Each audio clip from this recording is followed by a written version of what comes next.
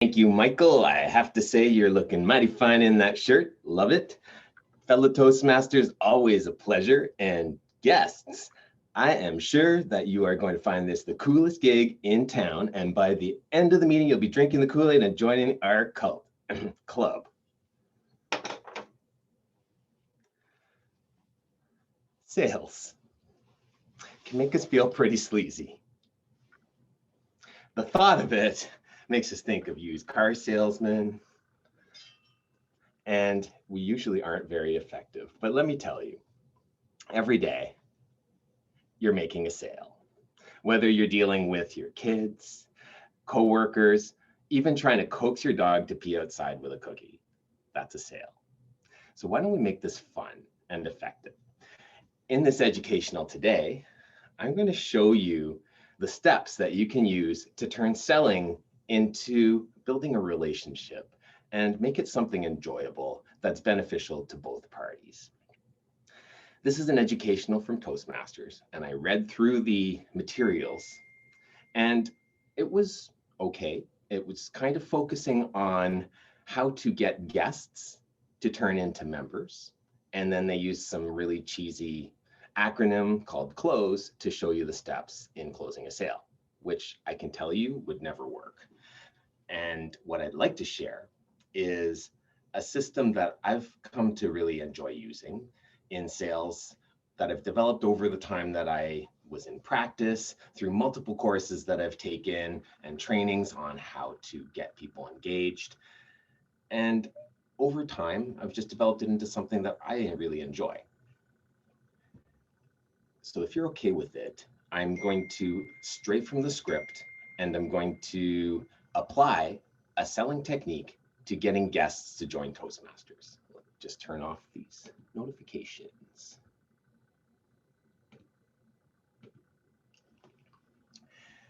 Now, when you're selling to somebody, you are creating an exchange, and that involves building trust and building a relationship. That's the absolute key to closing a sale. When you are closing a sale, you need to create rapport with the person.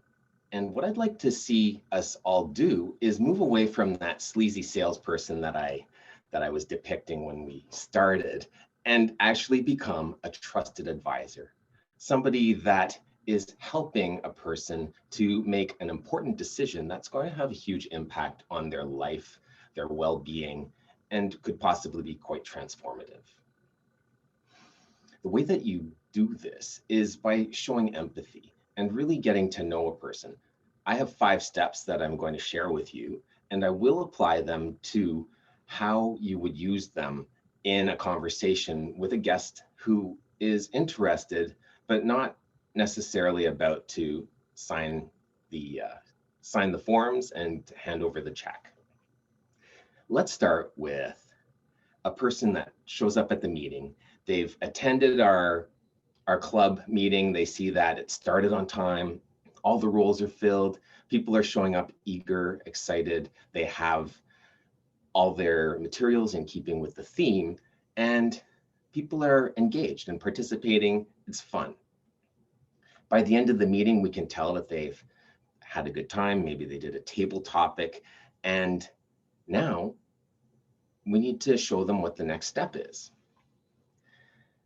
We're going to apply 5 steps to closing a sale. The first step is a sale is a gift. You're not trying to close. The second is that you want to know all about this person. And all is an acronym for ask, listen, learn. The third is that you need to get from pain to possibility. And that's one of the most important steps, pain to possibility. The fourth is that you need to allow the person to pull you forward. They're the one that takes the step towards closing the sale. And the 5th step is make it stick. If you haven't closed the sale, you still want to apply a stick strategy that keeps them engaged, which could be as simple as asking the person to attend next week, so that you have another opportunity to get them to join. Let's go through each one in individually. First, you're going to enjoy the process of selling a whole lot more if you're not thinking like you need to take something from somebody, get them to part with their money, and feel like you're swindling them. Giving a gift is a nice experience for both parties. When we give something to somebody, we get to think of something that would be timely, something that they need and something that they want, right? And when you fulfill a want and need for somebody and you buy them the perfect gift, that person's grateful. If you can turn the selling process into that experience, it becomes an experience of friendliness, something fun, something that is creating a relationship between two people. This is the mindset that you want to have for selling. You're giving. You want to make this a valuable experience for people. The conversation in and of itself, whether it's engaging the Toastmaster who's a guest to come back to another meeting or to actually commit and join the club, is supposed to be a gift to them. And if we think of it that way, we don't factor into the picture. It's not about me. It's not about me getting anything. And I'm committed to their experience, what they need, and how this is going to change their life. Nothing to do with how much money I'm going to get or what I'm going to do to meet my quotas. In order to make this a gift, you want to think about how you can make the time that you spend talking to that person actually matter and have a lot of value. And the key is, it's like another gift, you need to be present. You're with that person and you are focused on them and what matters to that person. When you're present with somebody and you are giving them your full attention, will you be the one blabbing on all about yourself and talking about how great the features and benefits of your product are? Likely not. You'll spend more time listening. You'll spend more time actually figuring out what they're saying, what they mean, and what they need. In order to do this, you need to give them all your attention. And that's the second step, is you want to be all present. You want to ask questions, listen, and learn. Ask, listen, and learn. So talk very little, listen a lot. And the questions that you'll ask are there to build rapport. You want to warm them up. They don't know you. Maybe they do. Perhaps you brought them as a guest. But you want to warm them up to the fact that they are taking a step out of their comfort zone to join a meeting where they don't know anybody, and they're looking at an organization that is asking them for a commitment. We have to appreciate this. In order to do this, it's really important for us to understand the skills of listening actively to what they're saying and what they're not saying. If you think about a Toastmaster or somebody who attends a Toastmasters meeting and you aren't holding their arm twisted behind their back so that they come, there's probably a reason that they chose to attend as a guest, or there's a reason why they said yes to you in coming with you. There's some value it's going to provide, and it must be fulfilling some need, unless they're just trying to keep you off their back and make you happy, which is usually not likely. The purpose of asking questions and listening is to get the person that you have as a prospect or that guest who's going to become a Toastmaster to reveal things to you. You want to understand them more.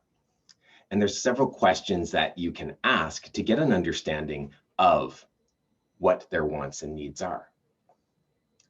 When we think about a Toastmaster and why somebody joins a club and goes through the different manuals and does all these projects and takes time out of their day to spend with people to learn how to speak, there's reasons. And a lot of them are things that we can figure out for ourselves.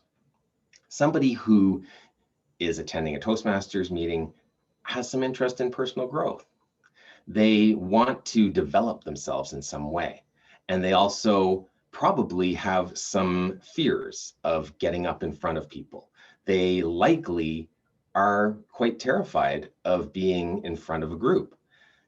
We all know that people fear public speaking more than death. It's the number one fear, or we hear that over and over again, whether it's true or not. I personally don't want to be facing death, so I'll stand up here all day. Anyway, in order to get to what they really want and need, you ask them questions like, what made you choose to invest your time today with us at our meeting? Why did you think it was a good idea to attend a Toastmasters meeting? What opportunities do you have to speak in your job or in anything that you do? And is there something that made you decide that you want to be here? Did you have an experience that didn't go so well? By asking questions like this, you are breaking down that barrier of resistance that people have because they don't know anybody and they don't really want to reveal their vulnerabilities, and you're allowing them to express themselves. When people can share about themselves and somebody's listening, you make them feel heard. And that again is one of the biggest gifts that you can give somebody, is the gift of being heard. Allowing somebody to express their vulnerabilities is one of the most vulnerable vulnerable and very intimate kind of things that people can do. And experiencing that with somebody that you don't know is really special. So getting somebody to the point where they can let their guard down like that is a really good skill to develop. The next thing that you do once you start asking questions to know all about them is you want to get them into the pain of what is it like to not be able to speak. And that's probably why they are attending a meeting, is they want to speak better because perhaps they had a bad experience. Maybe they were humiliated at some point, or they felt humiliated. Perhaps they have a presentation coming up and it's eating up all of their time, like it's taking all their attention. So pain to possibility is getting them to really feel what it's like to be scared of speaking and ask them, well, what would it be like if you could just step up in front of any room on a moment's notice and deliver a speech that people find engaging? If your boss asked you to fill in for him or her because they have an emergency and here are the slides, just go, you know the material. Now, instead of having to throw up, you just step out there and you rock the presentation. How would that be? And you get them into that feeling of possibility and they're like, wow, that would be really great. And this is where allowing them to pull you to the next step allows them to close the sale. So it's passive, but you've brought them to the point where they make the decision.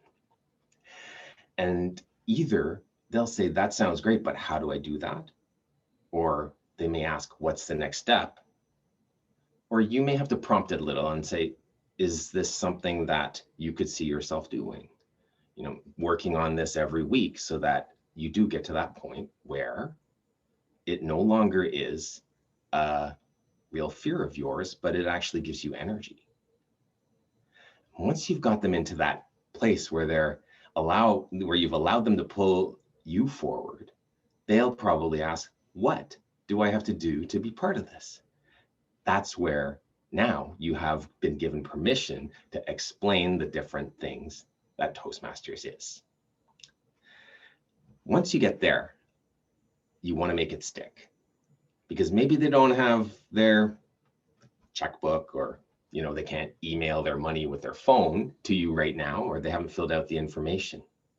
But you want to make sure that they don't disappear and you never see them again. Once you have them at that point, get them to fill out the paperwork, don't worry about it. Or tell them that I'm going to call you before the next meeting to remind you to come with your checkbook.